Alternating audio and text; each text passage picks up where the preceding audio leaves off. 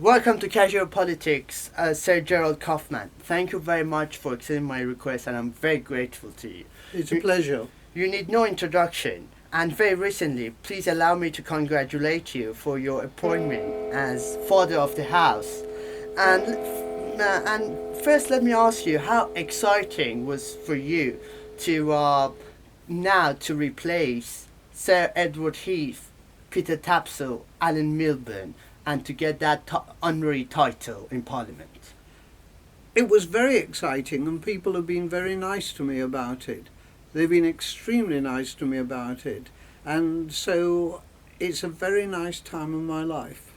And how disappointing was for you to become Father of the House and not to see your party as part of government?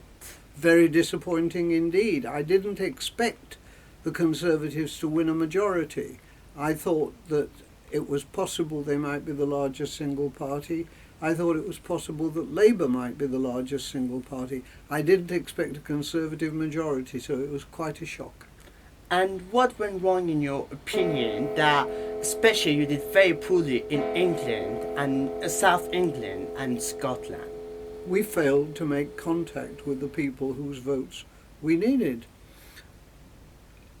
Where we were safe, we often became safer. My seat had the biggest majority in its whole history. But we did not make contact with the people whose votes we needed if we were going to gain seats. It was a failed campaign. And some people, they were saying that Labour was too right-wing in Scotland and too left-wing in England. Which side are you on? I don't believe that is necessarily the case. I don't think it's as simple as that. If Labour had been regarded as a viable alternative government, we wouldn't have had the wipeout in Scotland, and we wouldn't have had the wipeout in South East England, South West England, and the Midlands as well. It was a very bad defeat, and there's no point in pretending. And do you think that the messenger actually was that you had the right messenger, but the wrong messenger and the right message? No, we had the wrong message. We had the wrong message.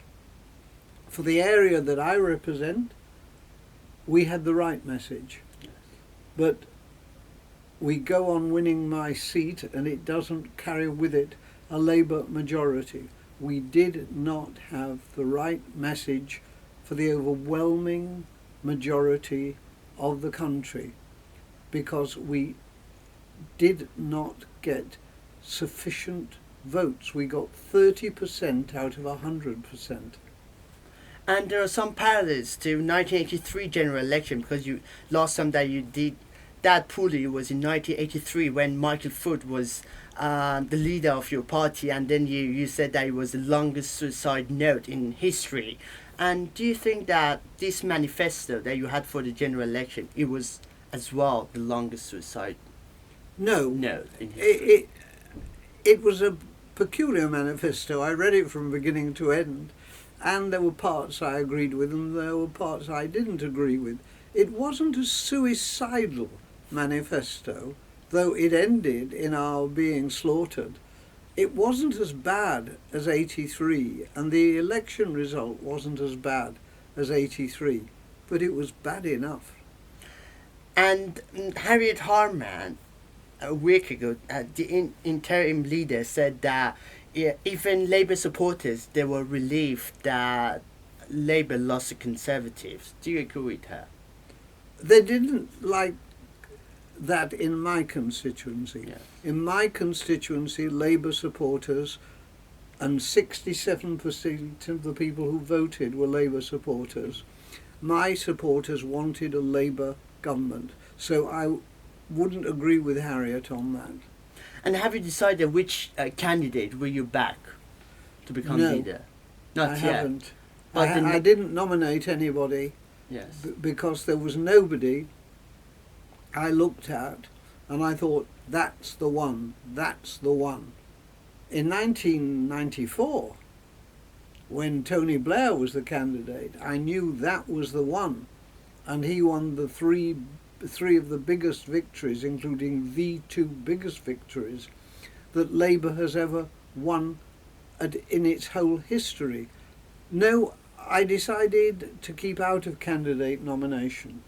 And so you didn't vote for any of the candidates. Do you agree with Frank Fu, because he wrote a letter and urged your party to put in place as soon as possible a mechanism to change the leader? Do you agree with him? No, I don't. Frank asked me to sign that letter, and I said no, I don't. Why you didn't sign it? Because I think that that's too simplistic, and it's impossible to anticipate the future. We are less ruthless with our leaders than the Conservatives. Ian Duncan Smith was leader of the Conservative Party, and they got rid of him without him even leading them into an election because they thought he was a loser. I don't know what's going to come in the next 4 years, 4.5 years, and it's impossible to anticipate. But I thought that what Frank was proposing was too simple. So he asked me if I would sign that letter, and I said, no, I shan't. But Conservatives, they got a good reputation for changing their leaders. They did it in 1990, and then they won a landslide majority in 1992. So why then Labour would not do it? Because Labour isn't like that. It's a peculiar fact that the only leader that the Labour Party has ever got rid of was Tony Blair, who was the most successful leader that the Labour Party. It was the Chancellor who got rid of him. It was not even the party. It was done by manoeuvring, and that manoeuvring led him to resign sooner than he had intended to resign. It was an act of utter and total folly. We'll see what happens as the years go by. I very much hope that in September the party will elect somebody who can win. We'll have to wait and see. And what does your party lack that you can't reach out to the wider electorate? We did not understand 70% of the voters. That's the problem, and it's a very, very, very serious problem. And we have to learn, and we can't take too long.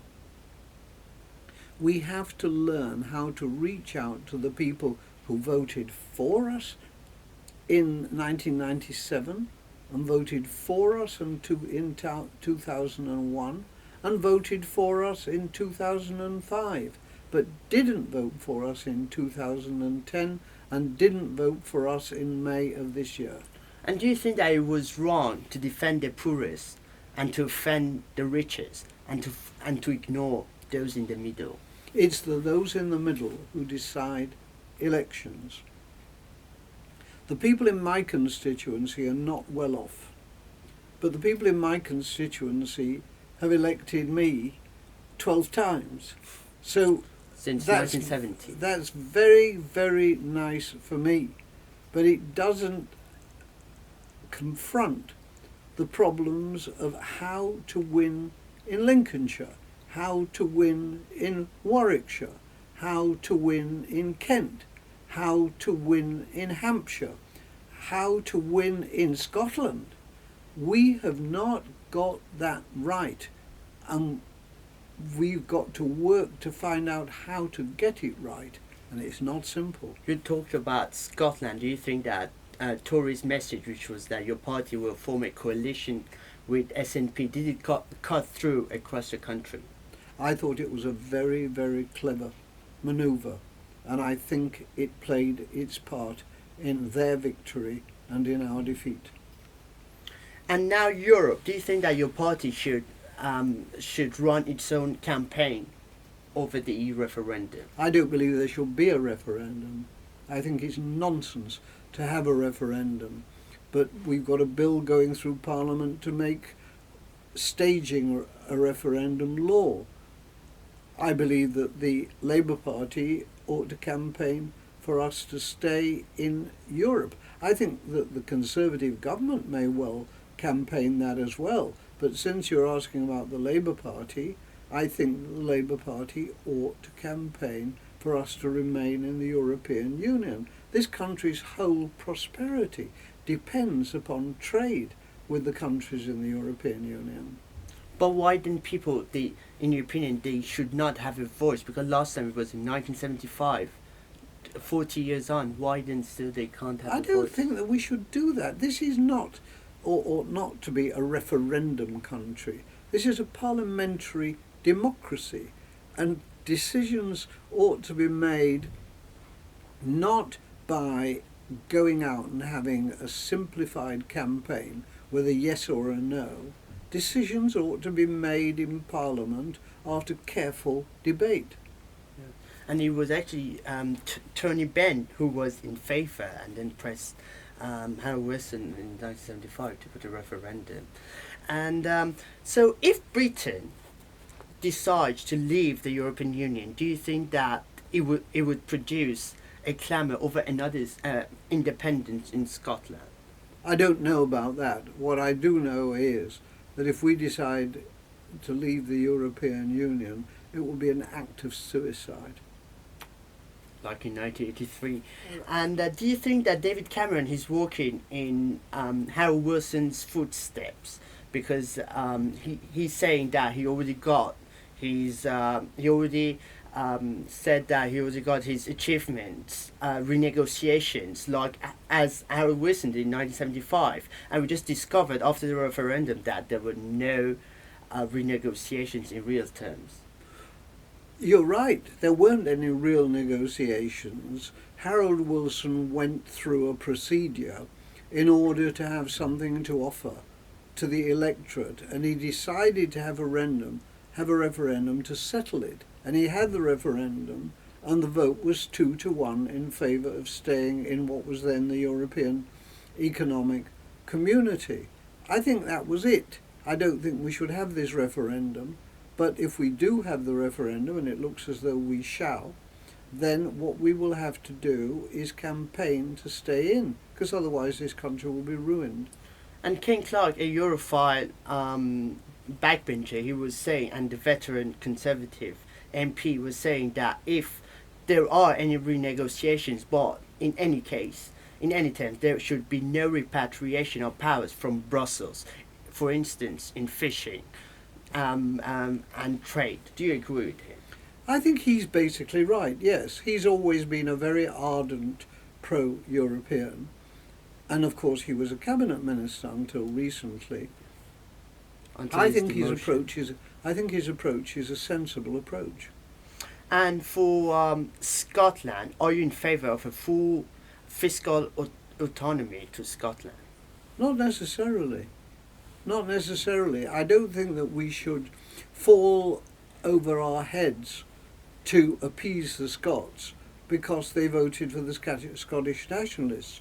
We should do what is right for the United Kingdom. There are 4 countries in the United Kingdom. Scotland is one of them. And are you in favour of Chancellor's Northern Powerhouse to give more powers to your constituency, to Manchester? I'm not in favour of this kind of devolution that this government is trying to implement, because it's simply passing on responsibility without providing the money. Also, it's not democratic. I like elected government. And do you think that we should devolve more powers to every region in England equally or not? No. I've got a big slogan which I've had in politics, and that is if it ain't broke, don't fix it. And basically I don't think it's broke. I think the way this country operates is a pretty good way. It's just that the policies... But people, they think that there has been too much power centralised in Westminster. How do you know? Because they are disillusioned. But they how don't do trust... you know? They can be disillusioned. The turnout, it was still very low. It was below 70% in 1965. The turnout was 98% for both parties. You may well be right, but we don't know what people want. What we do is put programs before the electorate in a general election.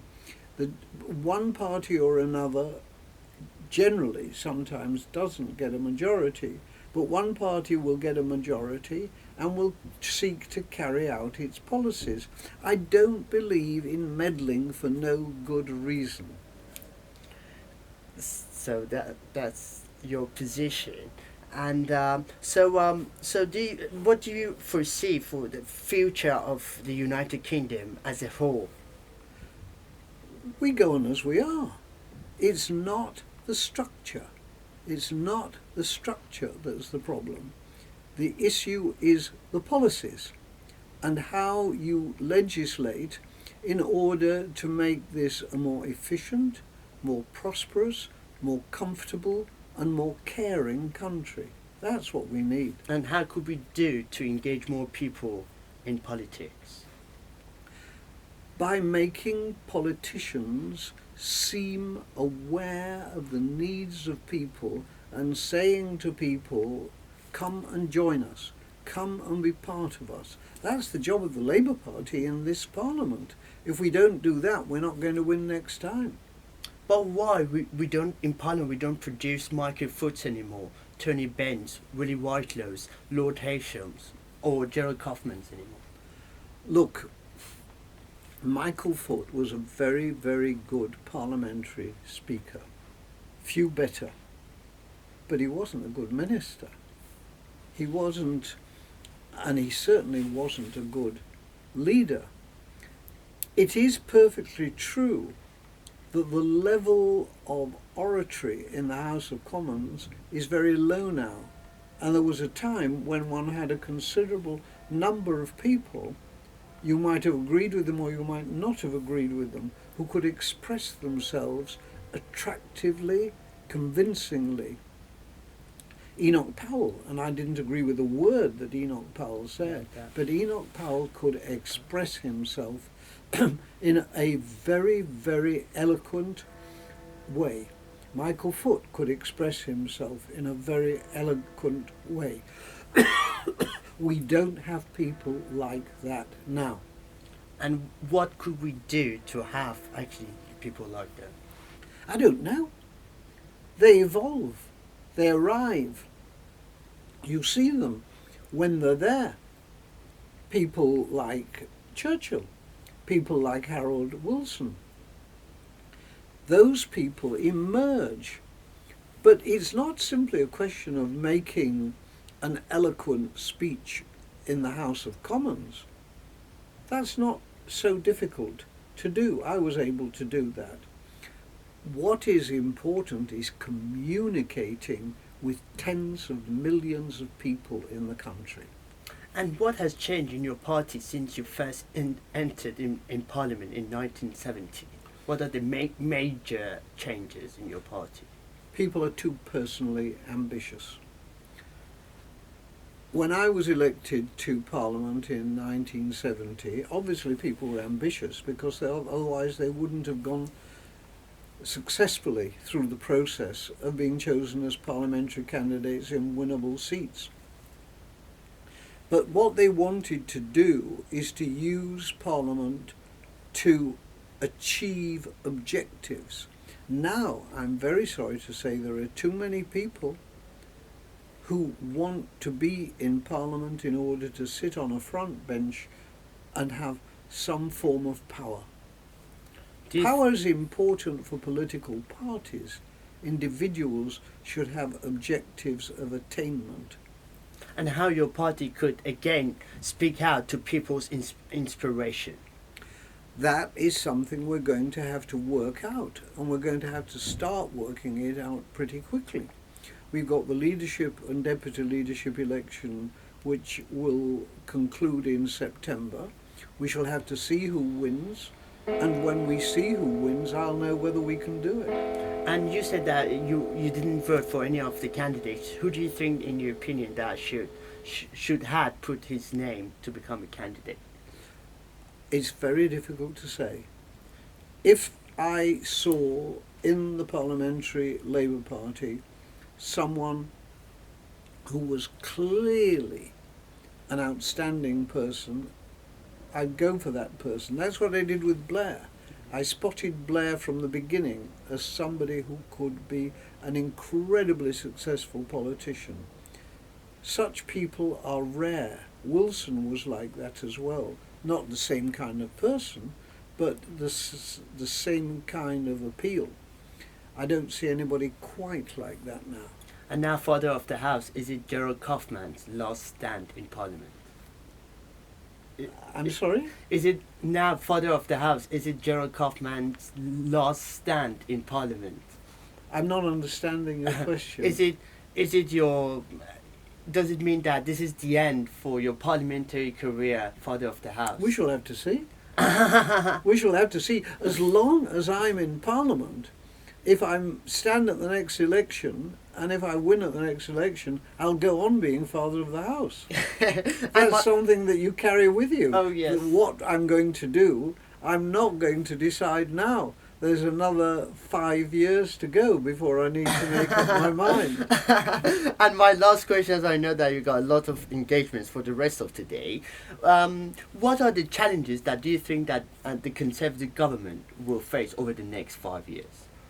How to achieve prosperity, how to distribute prosperity evenly across the country so that business and enterprise can provide jobs to millions of people, so that the Conservative government can make this country A, more prosperous country, and B, a more equal country, so that people of the kind who live in my constituency do not feel that a government doesn't care about them. And we shall wait and see. We shall wait and see. It was a great pleasure, Sir Okay. Gerald, Father of the House. Thank you very much.